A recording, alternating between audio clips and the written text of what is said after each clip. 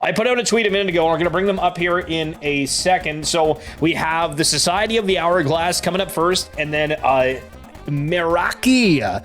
It's a project that's actually on Polygon. They're going to be on a little bit later, and then maybe we'll go into League of Legends, poker, whatever. But with that being said, I'm going to bring Josh and Joe up here from Society of the Hourglass. Guys, what's up? Good morning. How are we doing? What up, Vaughn? How you doing, man? Good. Yeah, we're vibing. So the Society of the Hourglass, let me just share my screen here right quick. So give me the lowdown. What exactly is Society of the Hourglass? So we are a collection of 8,888 time-traveling characters. We've got a really big focus on education and onboarding into the space. Outside of just having fun with the collection, we want to try to help kind of bring the next generation into NFTs. We just launched our Mint Pass collection a couple of weeks ago. That's now closed. We've got some really cool bonus utilities. One of the things that we're doing is releasing a physical seek and find book as part of the collection, and that book is going to feature some of the actual characters that get generated in the drop, which we're really stoked about. We've been talking about this idea of we're bringing on a partner to help us kind of form the foundation and pitch an animated series, and we just signed that paperwork today. That's really cool. And so when you guys are looking at doing kind of like this animated series, was that the envisionment for this project initially, or how did it start? Yeah, I could jump in here. No, it was not where we started. I mean, I think any project or any collection, I mean, we like to not talk about it like a project. This is us building an entertainment brand. We actually ended up meeting with one of the Jump Cut Media founders out at NFT NYC. Kartik and Dilip, the founder and one of the co-founders, have both been very adamant about bringing Web3 to Hollywood. Like, how do we reinvent the way shows come to life? Like, can you come from the ground up? Can you let communities be more involved in what shows make their way up to these, what is now the powerhouse streaming services? Okay, so let's go over the project roadmap super quick together. So build a community. NFT collections are tremendous opportunities for community creativity. We've got opinions on how to do things better, particularly as our Discord grows to lots of members. Connect with us to see for yourself. Open the Cabinet of Curiosities, the Mint Pass. So the Cabinet of Curiosities contains 5 different mintable items, USD 1155 tokens. These items serve as mint passes for a main collection, and depending on the item, also grant the holder additional perks. So this was the thing you mentioned a few minutes ago. And that this is like no longer available and only on secondary. Is that correct? Correct. Yeah, it's only available on secondary now, and we have some diamond-handed holders. There are not many listed for sale right now. Yeah, it's really, really cool. We've had a lot of fun kind of working through the game theory of, you know, when do they get redeemed? How do they get redeemed? What are they worth if you don't redeem them?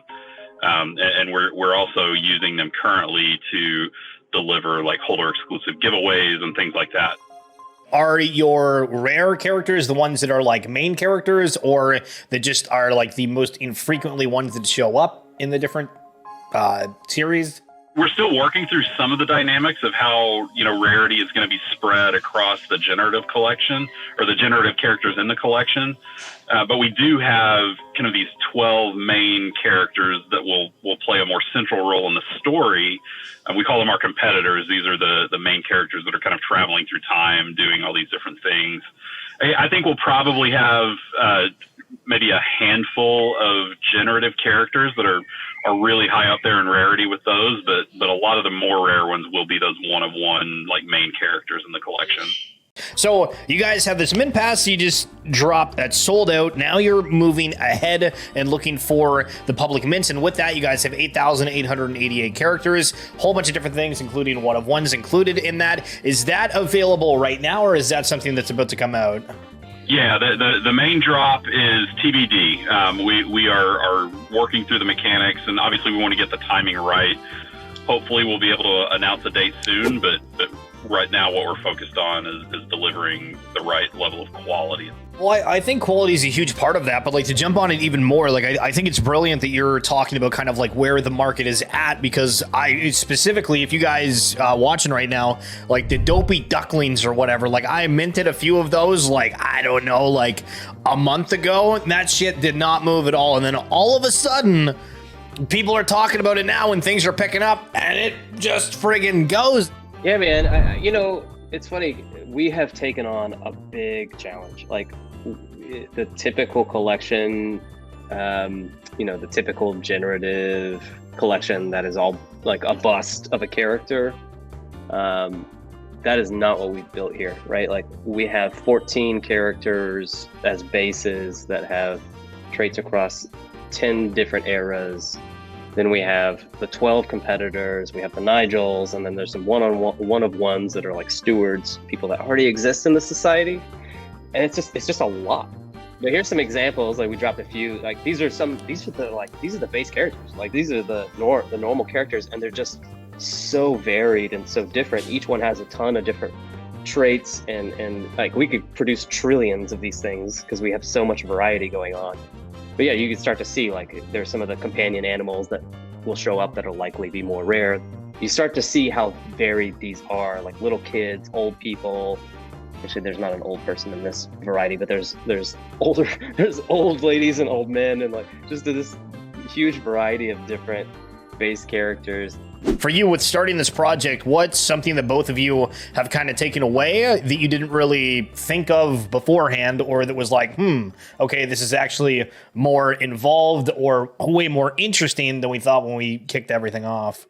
Maybe one of the things, it's less a lesson learned and more just something that surprised me the deeper we got into this was how kind of Wild West a lot of these things are being handled right now. Like there is a lot being done and said and promised that really doesn't have the backing to survive long term.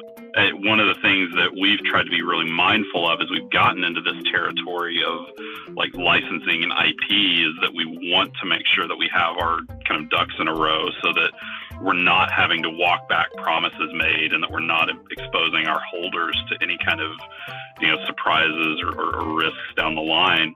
Creating a collection's freaking hard. That would be my first call out of lessons learned. Like this is we've started businesses before. Like we've started startup company, like technology startups. Like this is a startup. Like people that are doing people that go into this thinking they're just going to create a quick flip and yeah, sure. I guess you can do that if you don't care to actually deliver on something over the long term. That's not us. We actually do want to deliver over the long term. But this is starting a business. I think a lot of people in the space right now, I mean, you guys are setting everything up and, you already kind of have a big team. But like in terms of somebody that's looking at the space that says, hey, I want to be a part of a team. I want to, try to get hired or work in the space full time. Can you give any kind of ideas of what hypothetically, I know you guys probably aren't hiring right now, but what are some skill sets or things that you would be looking for if you were?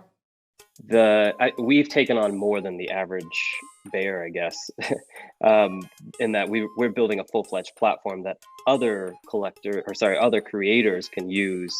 Like our platform's meant to be, you're a creator, you have art, you can create the assets and art. We have all the generative tools to help you generate a generative collection.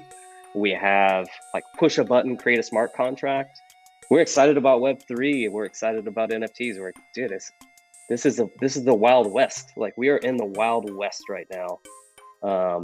Bring your guns, bring your shotgun, be ready for what's going to come at you. Cause there are no rules, man. Like there's no playbook. Nobody says like, oh, here's the playbook for how you start an NFT. Like it hasn't been done over and over again, like e-commerce has for the last 10 years or insert, any other industry you go jump into. Awesome. Well, Josh, Joe, thank you so much for coming on. Really appreciate it. And looking forward to see you guys have all the drops. Awesome. Thanks so much. Man, thanks for having us. This is a blast. I'm glad. All right. Peace.